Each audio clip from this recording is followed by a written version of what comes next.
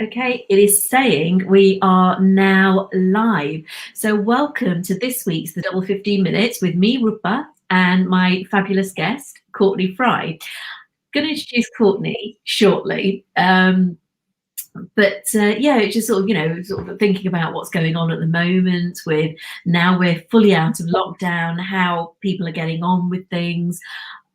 Are you out and about? Have you actually ventured out of the house, or are you still social distancing? Anyway, we're live across Facebook, YouTube, as well as LinkedIn. So if you are watching us live, please post a comment in the comments box. Let us know where you're watching us from. If you've got any questions for Courtney, then please do ask.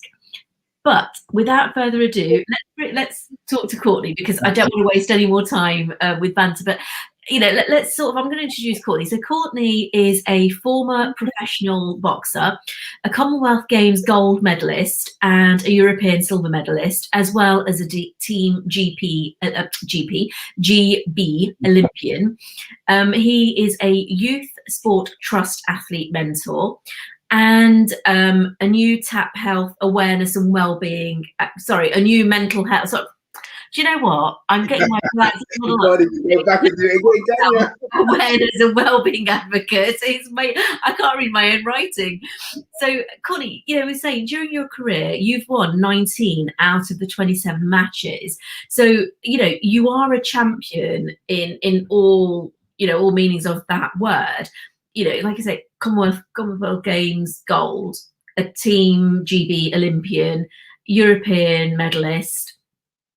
Tell us a little bit more about your background. What was it that drew you into boxing? Okay, first of all, that would have been my professional career, and I always tell these people, but it was the truth. Towards the end, I just lost my heart and desire for the sport, so that's where a lot of my losses came from. I probably had about close to 100 odd fights as an amateur, and that was where I loved the sport. And so I excelled in it. Now, me getting into the sport as a youngster, you're mischievous, get into a little bit of trouble and that. But I was lucky enough to have parents that guided me in the right direction. And that happened to be the boxing gym. There was a time where I was doing swimming, gymnastics. I was a football. I used to love football as well, and I was doing every single sport there was. And I'd come off it for a little while, and then I'd probably be coming off the straight and narrow path. So my parents, bang, boxing gym, and I loved it. I always tell people when I go into schools, I thought I was a big man hitting this bag, but if the truth be told, I probably hit it for about 15 seconds, and I was blowing. I just, you know what I mean? But I saw it as a challenge, and I wanted to get myself in doing it.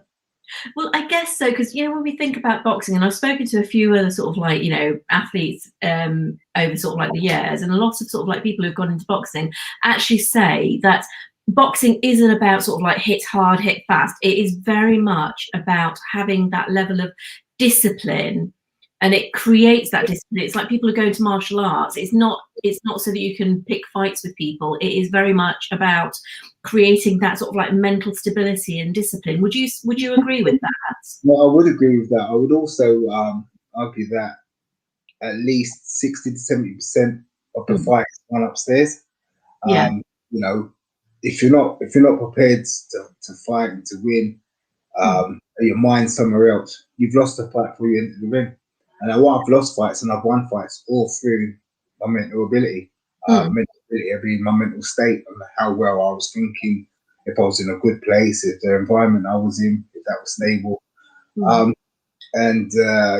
I suppose if you were to look through my professional career, I could say I lost that fight because of this, but then that's blaming things, and I take full credit for all my losses. I do believe I could look at them and I say, well, I was going through a bad moment there, or this happened there, so I lost that. Or generally, I may just have lost. Me making excuses for my losses now, that's bad, isn't it? No, actually, the way I see it is what you're doing is you're reflecting. So it's not excuses. You're looking at the fact that, okay, right, so I lost this. Why did I lose it? okay, it was my mindset, my footwork, whatever, you know, I mean, I don't know the sort of like the technicalities of boxing, but I always just believe that, you know, you were saying about mindset side of things, that if your mind isn't 100% in the game, then you potentially have already lost before you got in the ring. Yeah. And by reflecting on what you've done, it makes you a better athlete. Yeah, yeah. I always try and do a sort of review and reflect session. Hmm. So if I lose a fight, and sometimes I know I've lost it, or the reason why I've lost it, I just break down. But it'd be a matter of I suppose I'm intelligent enough to be able to look back and say, well, this happened because of that. You know, maybe I should have got up those extra days and ran. Maybe I should have not have gone out at the weekend. And that's where discipline comes as a major factor. If you think about it, I started boxing when I was about 16, and that's about 15, 16, and that comes to a stage where a lot of young men young men. You call myself a young man, young boys like to go out, you know, and experience life. And it was just with me, I love boxing, and it got hold of me, and I enjoy it so much. So, because you said earlier, you know, like sort of like you know, a lot of sort of like our younger generation, and a lot of us will maybe sort of like follow a certain path that may not have been as positive, and then we sort of like, you know, if we're lucky, we've got parents like you said that can sort of like guide us, or we might have aunts, uncles, older cousins, siblings that will be able to guide us. So, what was the transition like for you to go? Because you said you played a lot of sports, but what was the transition like for you to go from sort of like maybe sort of like, you know, a bit of football, a bit of this, a bit of that, to actually fully focused on boxing? If truth be told, I used to fight with my brother all the time. So it was second nature. He's just as big as me. He's about 2 years younger, but you know, he used to always hang about with me, mates. But I don't know, maybe I was probably jealous. I don't know. We used to fight all the time, so I don't know. I think it was just the next step, really. But the transitional period between other sports, I'm very competitive. I am a very, very competitive person. And I always tell people this again. I'll be playing cards, or I'll be playing a game called bank with my kids or family. Yeah. I always end up cheating or crying or something. I'm frustrated. I've got to win, and it's an illness. In fact, it's a real illness. Being competitive like that, but at the same time, channeled in the right direction, it could be very successful. Well, that's what I was going to say. So how do you take that sort of like mindset of I have to win at all costs into actually creating sort of like a more disciplined mindset, which takes you to the I have to win, but I have to win in the right way. So how do you make that transition? Through experience, really. It could be a time, for example, if I'm boxing, and you know, the people used to say you can't have sex before a fight. Yeah. So what does that mean? 1 hour, 2 hours, or 2 weeks, or 3 weeks, 4 months? You know, you got to eat properly. You got to try and be on your weight, because the more it's a weight governed sport, and it comes to a stage where I've been guilty of it before, cutting weight too fast. Yeah. Was one time that I've cut 8 kilos, 8.5 kilos, which is over a stone and a half, over a stone, just a stone and a half on the day when I'm boxing, and that's stupid, really. That's really stupid, because it could have been very detrimental towards myself. Well, I can imagine, because sort of like anything, losing weight that fast, you are going to then start losing muscle mass as well, aren't you? And you know, sort of like your suppose stamina. But I was going to say, that was the first one on as well. Yeah. Rehydrate. Oh God. Yeah. No, I can just imagine though, because I mean, it's, you know, I mean, like I know what I'm like. If I do one day of fasting, I was like, I literally have no strength for anything else. So, you know, do that. So we've had a few people. So we've got Kirsty D. Wilson saying, love it, Barry and Kirst. Mindset Matters has joined us. And Rama Joshi, my aunt, love her to bit. She watches every show. She's watching interesting topics. So she's up north. So Courtney, tell me a little bit more about sort of like your transition from, you know, you're sort of like your amateur boxing to professional, and now doing what you do. So can you just explain a little bit more about the mentorship and the mental health advocacy that you do? Okay. Well, about the time the Olympics, after Olympics, um, there was a crossroads, and there was loads of organisations involved with myself, thinking I was going to turn professional or I had nothing to do, and it became a crossroad for me really. But the problem that I had that I came across was the fact that I had a plan B, and this is my plan B: working with people within the community. Yeah. Some would say maybe less fortunate than myself. Some would say I'm less fortunate than them. It's, and through boxing, I had a plan B, and this was my plan B. So sometimes when the boxing got tough, I thought, forward, I got a plan B, and so maybe I relied too much on my plan B. Whereas I say to my kids now, if don't have a plan B, chase your dreams, and have something that you enjoy doing. Have something you enjoy doing. And so, if need be, you can go back and do that. And so it was usually the next step, because even when I've been boxing, I was doing youth work. I was doing work for Merseyside Youth Association and places like that, and Dame Kelly Homes and Youth Sport Trust. I've always worked alongside them and worked with them, even when I was professional, even when I was amateur still. Yeah. And it goes back a long way. And I just love what I do. I just love what I do. It's especially here up in Liverpool and in London. So I think that mindset matters. Barry, I've spoken to him a few times, and he's doing wonderful, great work up in the South End. And I think you've got a key through those mind moves up that area as well. They're amazing. And everywhere you go, there always seems to be people that want to help you. Yeah. The Belv, Mary and Claire from the Belv, they do a lot of great work within the community, and so do Four Corners. They do a lot of men's mental health work, boxing classes, and they have really been tremendous. And it's people like that that give you hope and inspire you to do better for yourself. Yeah. Really. Absolutely, because I think sometimes, and especially sort of like, if we look, I mean, I guess when I was growing up, I grew up in the 70s and 80s, and, we didn't have social media. So we had quite good role models to follow.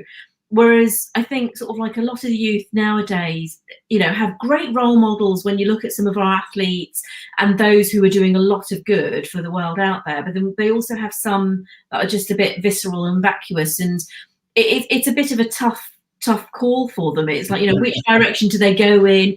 Who do they follow? And also, we were talking about this before we actually went live. We were talking about sort of like the kindness and the mental health advocacy that you're doing, and the awareness and the youth mentoring that you do. It all comes from a place of true altruism and philanthropy. And I know that you've said that you've been recognised, sort of like from your professional days. How because you clearly are a very humble man. And what you do. Hey, you know what? My mum and dad, my kids won't. Humble, not him. He's not humble. Family are different. Family are always not mean to you. It's like, they will be the first ones to sort of like, I'm going to put you right down with love. But it's like, how do you encourage the younger generation to start following a path that is maybe going to take them away from a less positive outcome into a more positive mindset? What is your process around it? Okay. My process, well, first of all, it's this social media, it's a breeding ground for evil. There's so many people on there that are wicked and Christful and want to pull you down. It is unbelievable. Also, now we're in a technology age where kids, their social life is behind this phone. It's on the internet or playing the PlayStation or Xbox. Maggie gone mad there, and their social life is through this game, and their connections all the time. Yeah. And it's really, really sad, to be honest. And I what I try and do is what I do with these young people and people in general is I try and build rapport with them, and the way I do that is through boxing. What I've done, my failures, my successes, my highs and lows, and my career really has been like a roller coaster ride. And it's a matter of once I've got them and I can build that rapport with them, then I try and show them the way. And as a mentor is, a mentor doesn't tell people what to do. They Mm. speak to them and make them realize for themselves what's right and what they should be doing to improve themselves. And Mm. once you can get someone to realize for themselves what they're doing is right or wrong, Yeah. it's just like needs and wants, needs and wants. You know, the story goes, if my mum always used to give people money, and I said, well, why are you giving them money for? Well, they need shoes. Mm. Yes, okay, mum, but what they want is a drink. So you give someone money because they need shoes, but are they really going to buy shoes? If you understand where I'm coming from, that angle.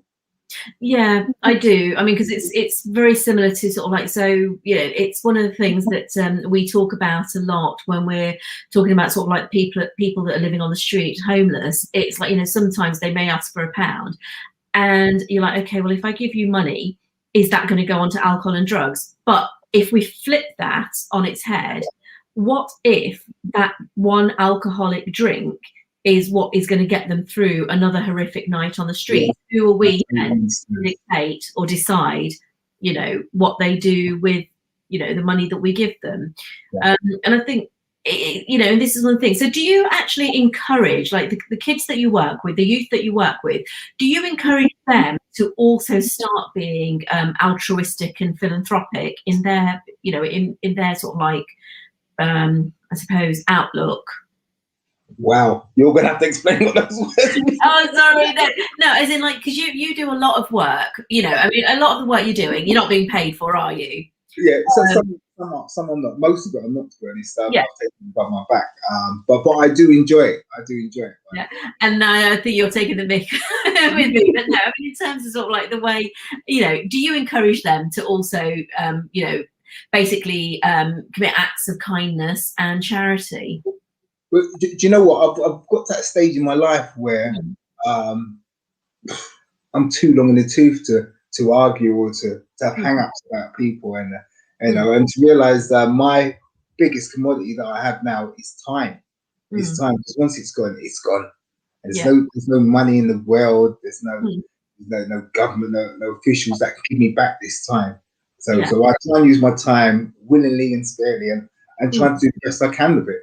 And there'll be people out there probably listening to thinking, is that Courtney? Is that him? Because I've never been like that. I've never really been like that. I was the sort of person where I always wanted success to be mine. I was greedy. I wanted it me. If I was in the gym, why am I getting that shot? Why am I not getting that title fight? It was always me, which is selfish. Boxing's a selfish sport, don't get me wrong. But towards the end of my career, I was just like, why am I so greedy? Why am I so selfish? And I started to wish everyone luck. Well, you know, I used to go to pray, as it were, to say, all right, and I hope that I'm successful, but at the same time, I hope that we both come out of the ring with no damage and we're both healthy and stuff like that. And I don't know, it's just a frame of thought that I think it's just changed. It's just changed. And I think it's done me the better because I don't get stressed out a lot. We all get stressed out from time to time, and stress is important. Stress is important because it gives us the extra step to do better. If I wasn't stressed in some of my fights, if I wasn't stressed about where am I getting this next penny from, I wouldn't be encouraged to go out and perform. Yeah, no, I completely get that. So now, since you had that, you know, that change of mindset, where actually, you know what, I hope we all, you know, let's all make sure we come out of this. I want to be the winner, but let's come out of this both with our health intact. You know, how do you then encourage the kids to be kinder? How do you encourage the kids to also be nice to people and to have a winning mindset, but one that isn't isn't overly detrimental to anybody else? Well, I suppose how do I encourage the kids to be kinder? You know, it's about empathy. It's about empathy. I do a lot of activities which will bring confidence to life. A lot of young people nowadays, no confidence, no self-esteem, and resilience is at an all-time low, And for things such as boxing, sport is the most underrated subject that there is. Underrated subject. If you think about what sport actually does for you, let's just take boxing because I used to box. Resilience, people skills, giving you self confidence, being able to talk to people and stuff like that. These are things which they don't need teach in school. You can't buy them. And there's a lot of employers now which would look on your CV as soon as they see something along the lines of, football team. What does that tell you?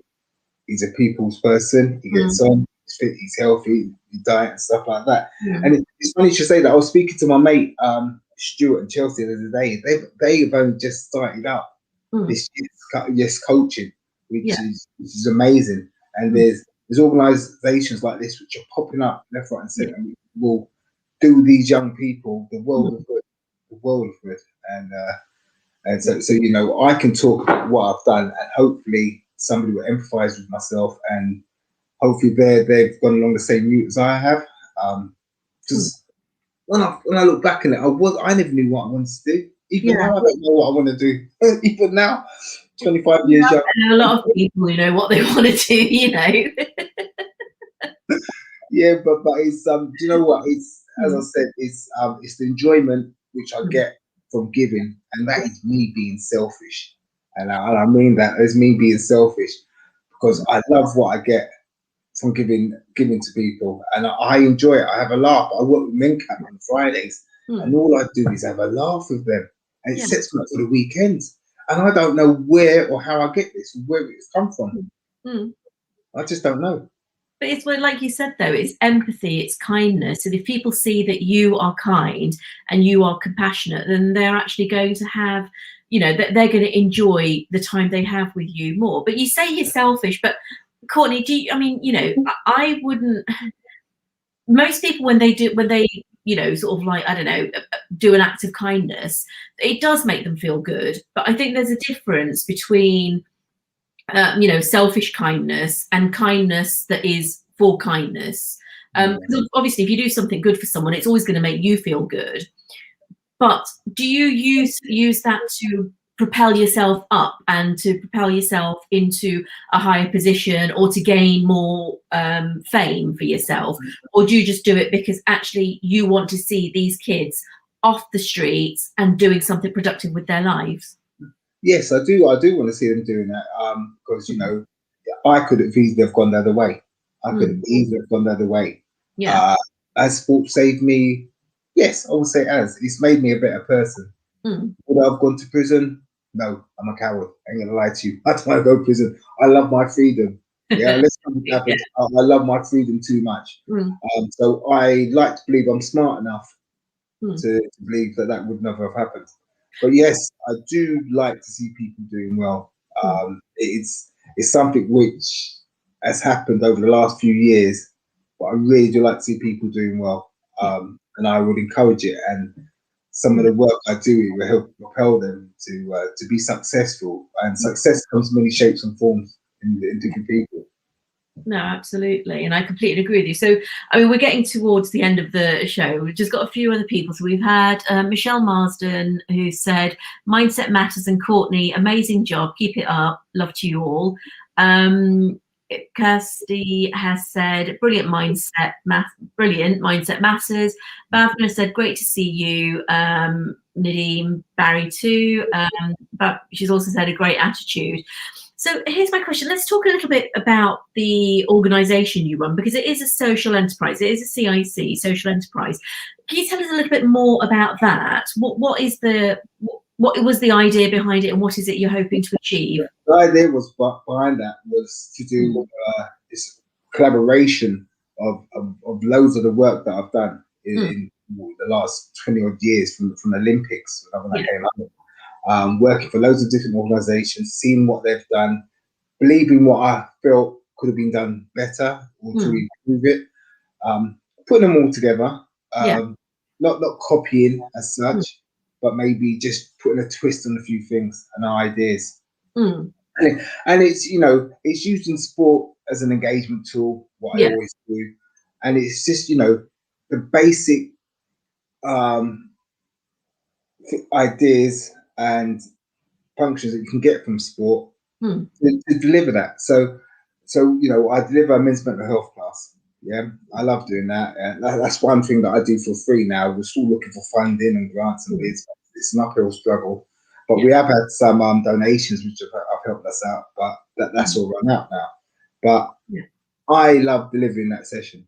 I Mm. love delivering that session in the four corners with Ozzy, and it's amazing. It's amazing, and you know, I can see the progression about how people are starting to come out of the shell. Anxiety is being squashed, and Yeah. it's just stuff like that.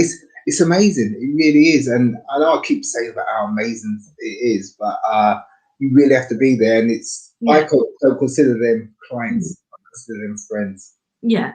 And you know, and it's I don't know. It's really good. Really good. Do you know what would be great to do? Because I'm going to be hopefully going forward, I'm potentially going to be working with a filmmaker. So it might be worth us having a chat and seeing if we can actually get up, you know, to one of your sessions and, you know, just see what goes on and talk to some of the kids that are involved in it as well. That'd be amazing. As I said, it's I spread myself thinly throughout the place.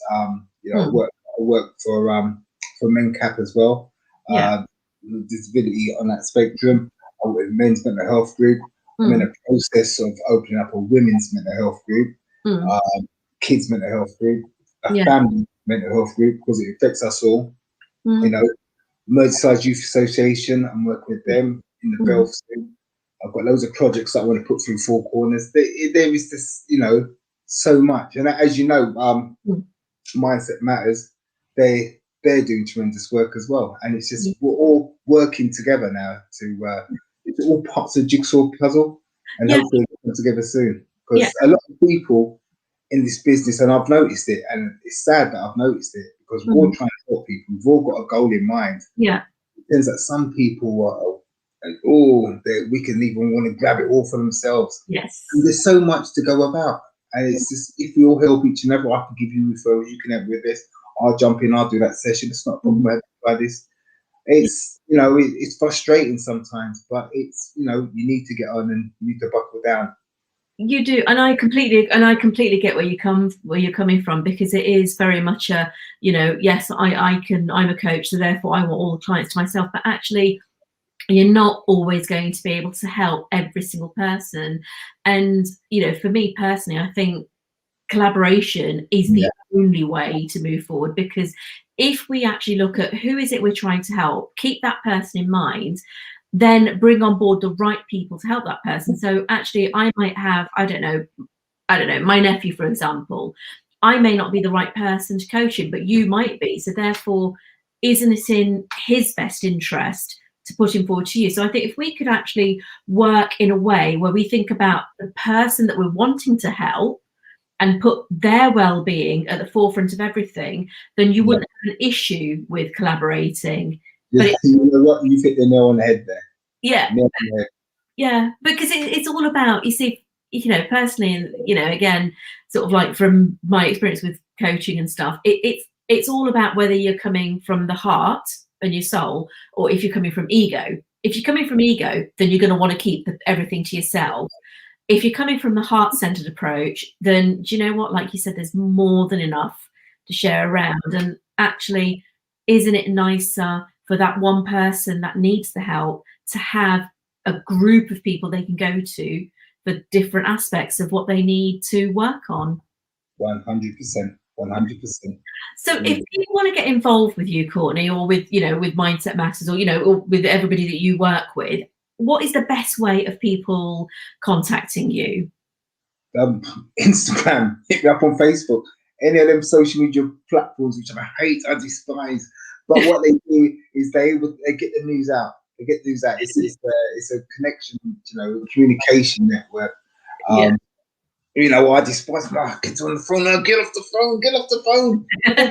When the Wi-Fi off for them to come downstairs, and there's murder when that happens. But yeah, Social media, you'll get me on there. And I'll try and reply, but there's loads of groups, and if I haven't got a group that I've set up, there's loads of groups I can signpost you to. And they are amazing groups, and they've got your best heart and mind. So okay, so we're here to help everyone else. We can fight, bicker, and argue all day, but nobody gets nowhere. I know it's about helping. Let's help our youth. Let's help people around us. And like you say, mental health, it isn't about one-upmanship. It is about doing what is best for the person. Because if you can help take someone from a high anxiety level, potentially suicidal ideation, to a calmer state of being, and there's a group of you working with that person, and you know what, you've done the world, you've done the world of good for that person. So what are your social media handles? Anything with hot to fry on, I think. HOT numeric 2 FRY. That's my Twitter one. I think Facebook's that as well, and so's my Instagram. So hot to fry, I'm going to put that in the comments section, so if people want to find you, they can find you on Instagram, Facebook, as well as what you say, Instagram, Facebook, and Twitter. I know about this Snapchat and all these TikTok stuff. I know. To be honest, I actually was recently working with a client, and I did actually recommend that he start doing things on TikTok, and he's actually doing really well with it. Is it? Oh. Yeah, it gets the message across. So TikTok is one of those. It's one of those social media that you can actually utilize really, really well to get a message across. We could talk about that later, Courtney. I can help you do that. Just tell my kids for never then sort it out for you. But so we've just had Harpreet's joined us. Hi Harpreet. She's saying amazing selfless work that you are doing, Courtney. So no, you're gonna make me cry in a minute. I'm not crying on it. as I said, it's I'm glad that people feel that way. But for me, it's I just enjoy it. And I'm glad that people get so much from it. Yeah, and that is evident. You can see how much you enjoy it just by the way you speak about it. You can see sort of the sheer passion you've got for it. So going forward, because we're sort of like now at the end of the double 15, so we're into half an hour. But going forward, what are your plans? Sort of like from now into the future. What is it you want? Gateway for Growth CIC is a company which I've just set up. Ideally, I'm looking for funding, bids, and grants, so I'm able to channel my work through that way. Able to produce more projects within the community. It would be a matter of I go out, I see something, maybe I could work alongside it. Maybe I've got an idea. Maybe someone else I know has got an idea. Maybe I can pass it over to them. So hopefully, I'll be able to build a lot more. I can network a lot more. And just do what I love doing, which is working within the community. And do you know what it is? It's having a laugh. Do you know what? You smile when the world smile back at you, and I can do that, even if it's not. What's he laughing at? But, which is what you normally get on the tubes in London. I remember first moving to London and smiling at people and them looking at me as if why are you smiling at me? But it's one of those. So Michelle has said that she's witnessed firsthand what you can do. And she has the utmost respect for you. So Courtney, this has been such a pleasure. I could talk to you for hours on this, but please do share with us, going forward what you're going to be doing, and if anything that we can support you with, always more than happy to do that, because I just think anybody that we can actually work with, that that we can actually help support, that's great. So Jay has joined us. Jay was on a couple of weeks ago. He's the author of Angel in the Shadows. He does some amazing work as well, so actually I need to sort of connect you two up as well.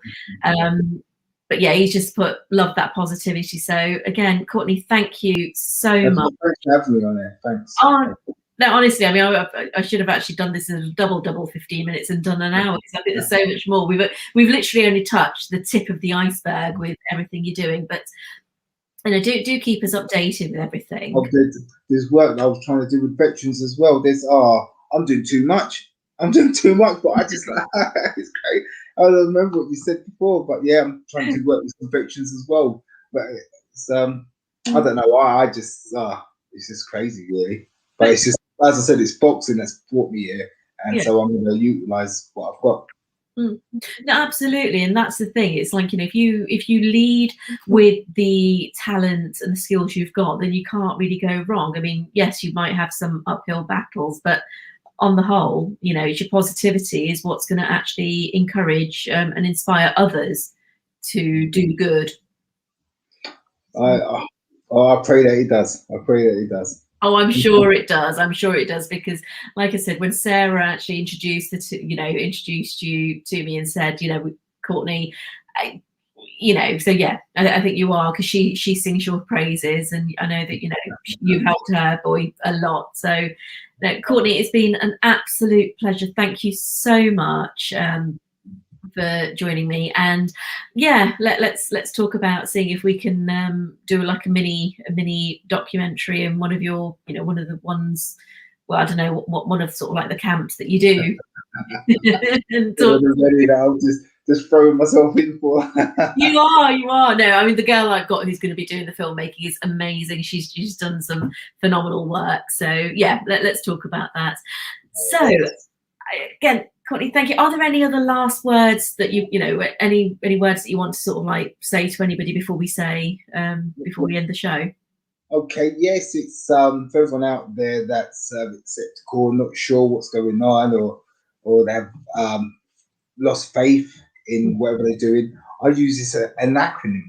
If I said that right, an acronym, CANI, and I've actually tried to set up a project with that as well. And CANI stands for can I, yeah, constant and never-ending improvement. So when you times are going hard, can I? Yes, you can. Constant and never-ending improvement. Oh, I love that. That is amazing. So definitely keep us updated on that, because I do love that. Yeah, it's like acronyms. I think we're acronymed out, but I do like that. That is amazing. So, Courtney, thank you so much. I'm just going to tell the audience what we've got on next time. So the next show is the 16th of August, and I have a lovely lady called Sonia Sade who is joining me all the way from the other side of the pond. So she's joining us from Georgia, Atlanta. She's going to be talking about her journey from the corporate world into working for herself, and also the racial bias that she's had to endure and overcome, and why she left the corporate world to start working for herself. So that's the 16th of August, 8 p.m. on Facebook Live, YouTube, and LinkedIn. So, Courtney, thank you again so much. Good luck with everything you do. I think, amazing work you're doing. And yeah, and thank you for joining us on the show. Honestly, I'm really, really honoured that you joined me. I know. I don't know. You get me all embarrassed now. Oh, sure. There's no such thing. Just saying it as it is. So, no, thanks, Courtney. I've got to learn to take compliments. Thank you very much. No, thank you very much. So anyway, so I'll see people on the 16th of August. And if you do want to get in touch with Courtney, Facebook, Instagram, Twitter, and it's hot to fry. So hot, the number 2, and fry. Okay. Thanks a lot. Okay. Take care. Bye. Bye.